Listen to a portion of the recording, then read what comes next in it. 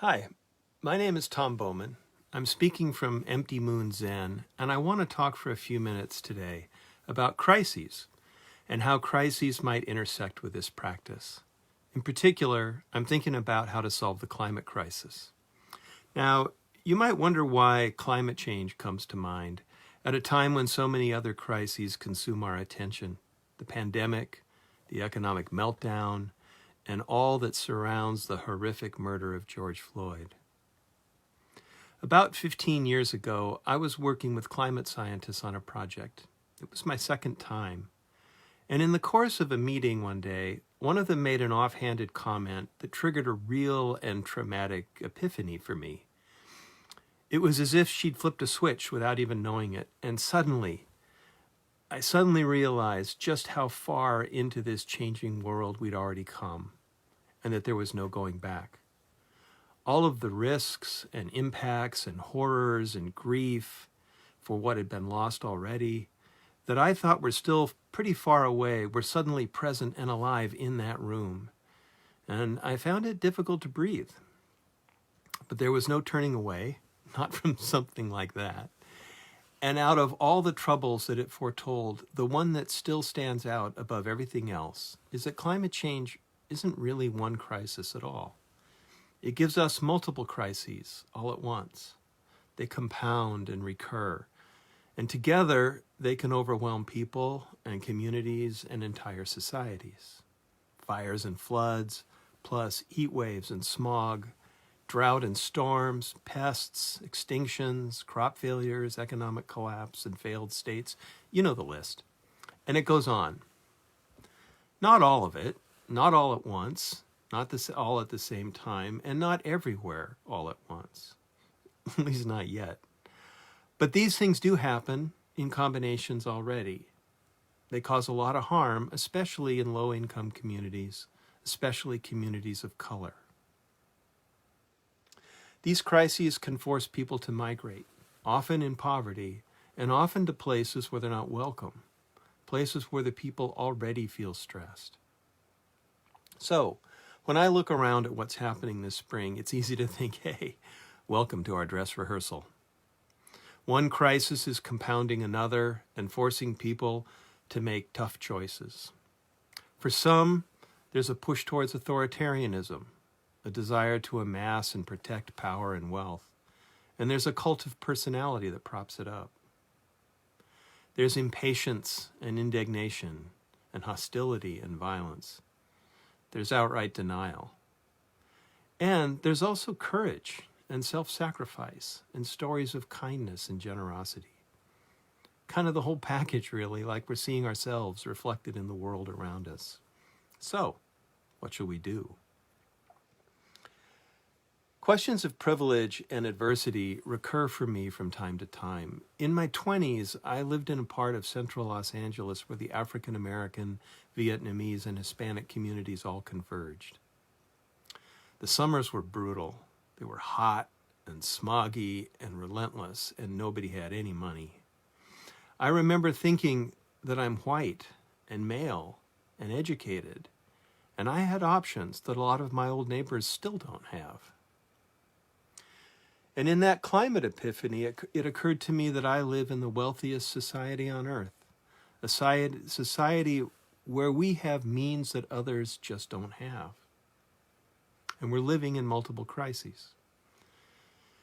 Now, I should confess that I have sort of developed a perverse curiosity about the rationales people use to avoid solving the climate crisis. One says that we can't really do anything about it because it's too big and we're too small. The good news, I guess, is that we've just seen the whole world turn on a dime and shelter in place. Who thought that could ever happen? Another one says that we shouldn't act until other countries act.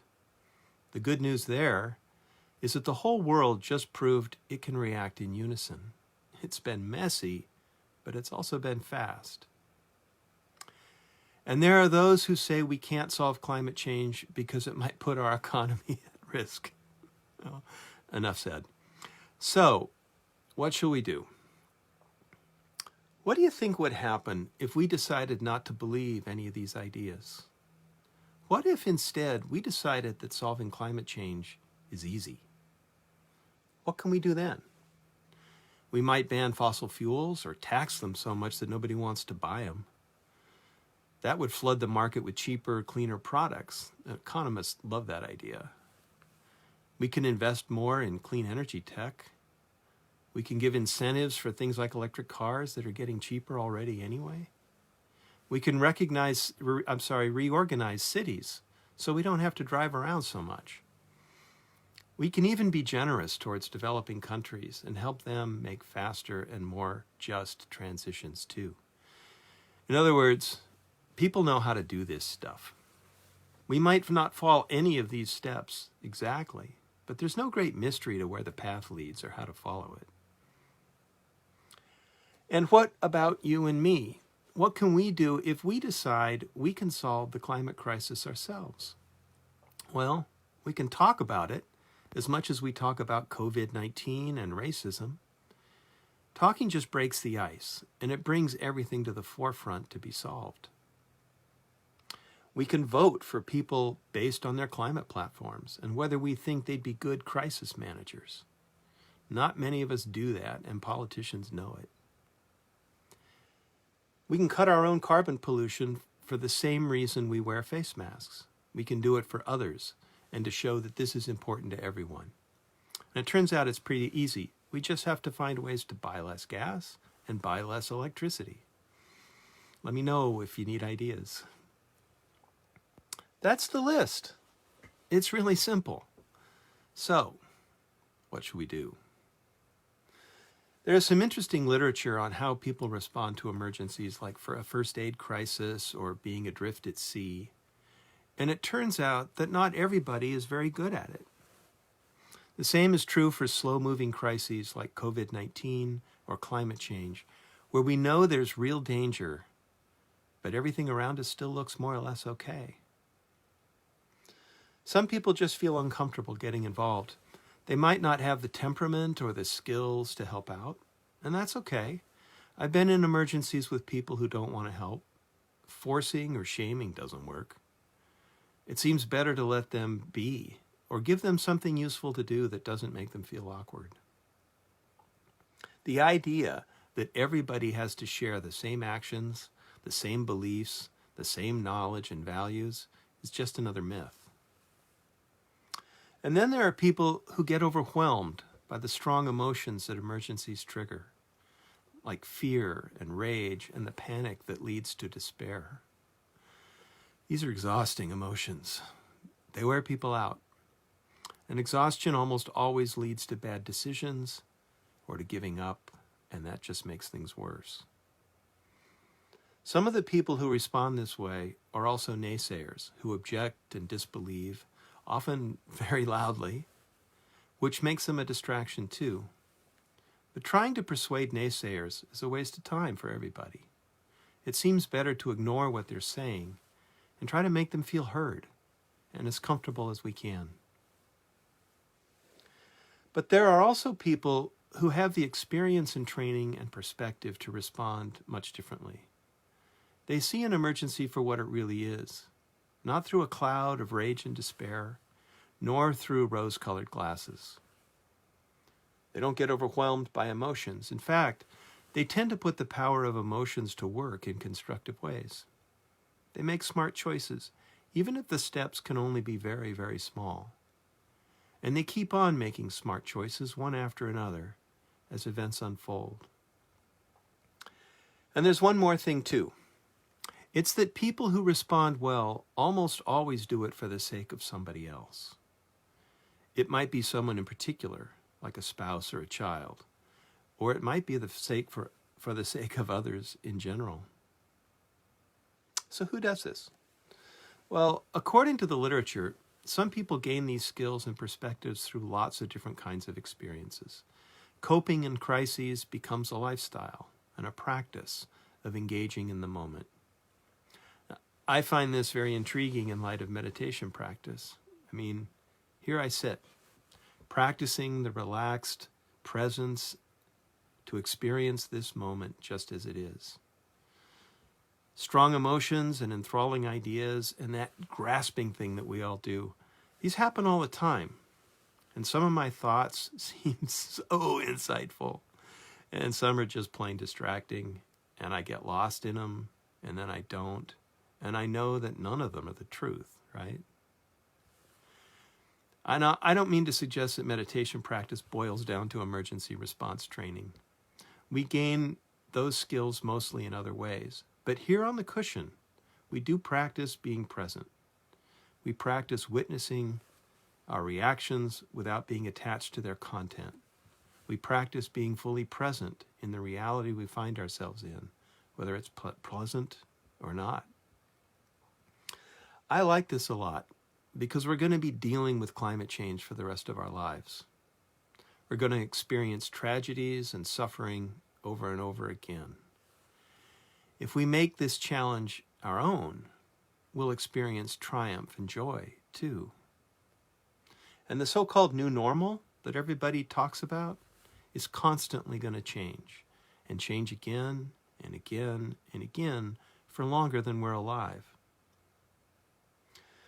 When it all hit me in that moment of epiphany, I couldn't help but ask a scientist, how do you cope with knowing what you know?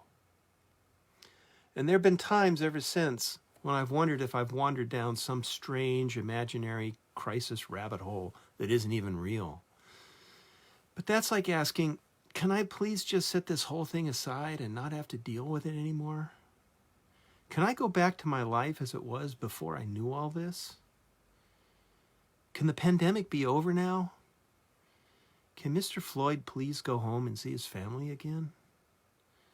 We know the answers. There's a sweet little story in a book about surviving emergencies that speaks to me in moments like this. A light plane crashed in the Sierra Nevada some years ago, and the only survivor was a young woman. The pilot and her fiancé both died in the crash, and she had to climb down off a rocky peak and hike for miles with a broken arm and nothing but high heels and a light summer dress. That's not the sweet part. The sweet part is that along the way, she found herself on a ledge above one of those gorgeous high Sierra basins.